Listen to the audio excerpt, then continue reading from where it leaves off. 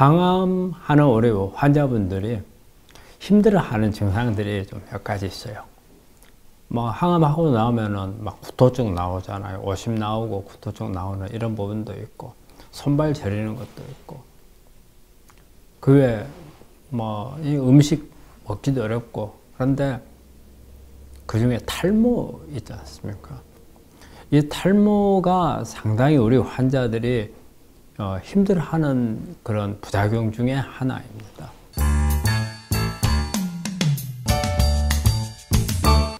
보통 탈모는 항암을 한 환자들 중에서 한 65에서 한 70% 정도가 탈모가 일어납니다. 대개 이제 표적치료제나 이제 이런 게 말고 우리가 일반적으로 사용하는 세포 독성 항암제를 사용했을 경우에 그렇거든요. 그런데 어떻게 보면은 이런 항암제 부작용 중에서는 가장 크게 고통스러운 건 없거든요. 그런데 환자들이 이 탈모에 대해서 상당히 부담스러워합니다. 이 항암에서 이렇게 설문조사를 하니까 항암에서 가장 부담스러운 게 뭐냐고 했더니 한 47% 정도 환자가 탈모라고 말한 게 있답니다. 그리고 한 8% 정도에서는 나 이 탈모 때문에 항암 못 하겠다고, 항암을 거부하는 사람들도 있다는 겁니다. 우리가 느끼기로는 탈모는 그렇게 뭐 고통도 없잖아요. 그렇지만은 환자들한테 느끼는 것은 상당히 큰 심적인 그런 부담을 주는 부작용 중에 하나가 아닌가 이런 생각을 합니다. 그러면 우리가 탈모가 왜 오느냐? 우리 머리카락 위에 나오는 이제 모낭세포가 있거든요. 우리 머리카락은 계속 자라고 있잖아요. 그럼 이 모낭세포가 계속 활동을 해야 한다는 거죠. 빨리 활동을 하는 거죠.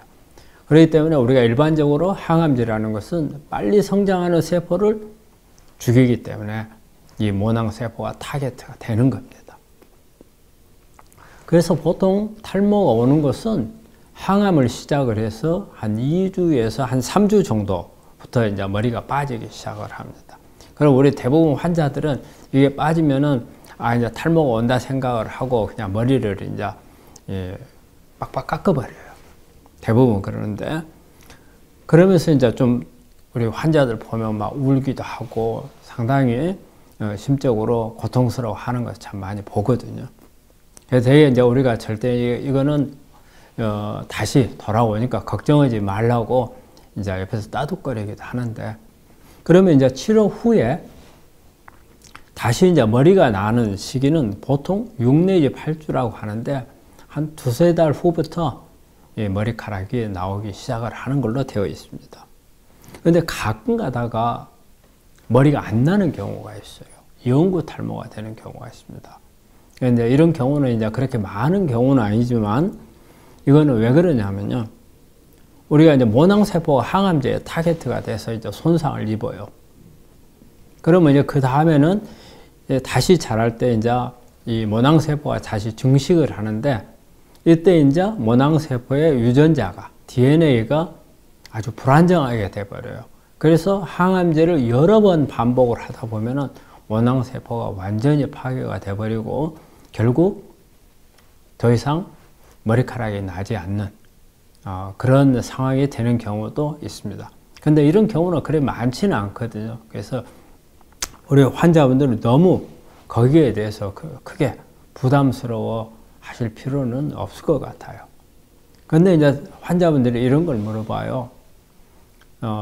항암하기에 앞서서 내가 지금 이번에 하려고 하는 항암제가 머리카락이 잘 빠지냐 안 빠지냐 물어보거든요. 그래서 제가 그걸 좀 설명을 드리자면, 이 탈모가 잘 일어나는 그런 이제 항암제들이 어떤 게 있냐면, 우리 아드리아마이신, 우리가 보통 우리 항암을 하는 환자들이 가장 두려워하는 빨간 주사, 이 아드리아마이신이거든요. 이게 탈모를 잘 일으키고요. 또 우리가 보통 이제 AC 그러죠. 그러면은 A가 아드리아마이신이고 C가 사이클로포스파마이드거든요. 많은 암에 있어서 가장 1차적으로 하는 항암제가 이 두 가지거든요.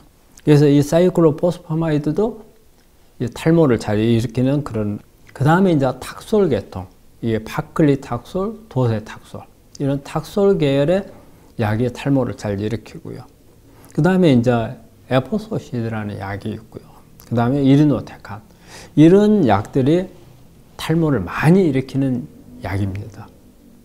그 다음에 이제 약간 일으키는 경우가 이제 5FU라는 약이 있고요. 그 다음에 젬스타빈, 요즘에 젬스타빈 쓰는 환자들은 많이 있죠.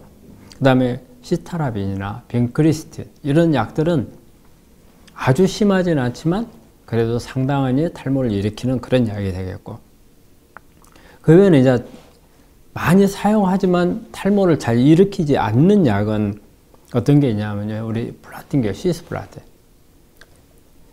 그 다음에 이제 카페시티벤, 그 다음에 이제 메소트렉세이트, 그 다음에 카보플라틴. 플라틴 계열의 약이 부작용이 많거든요. 콩팥에 대한 부작용도 있고, 그 다음에 손발 저리는 증상이 많이 나오는데 탈모는 그렇게 많이 일으키지를 않습니다. 그 다음에 이제 우리 보통 일반적으로 표적 치료제는 탈모를 잘 일으키지는 않거든요. 근데 이 약간 가늘어지거나 곱슬머리가 되는 경우가 상당히 나와요. 그래서 이제 그런 약들로 보면 우리가 이제 유방암 환자들이 많이 쓰는 호셉틴, 그 다음에 이제 간암에 많이 사용하는 엑사바, 이런 거는 탈모는 많이 일으키지는 않으나 가늘어지거나 곱슬머리가 되는 경우가 많다는 거고요.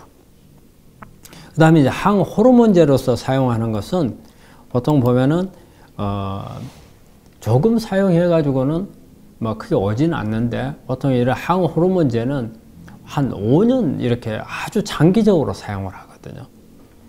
그러다 보니까 이제 장기적으로 사용했을 때 가늘어지는 이런 부분이 있고요. 그럼 이제 타목시펜이라든지 그 다음에 아나스트로졸 같은 이런 항호르몬제들이 그런 가늘어지는 그런 그런 부작용이 나올 수가 있습니다.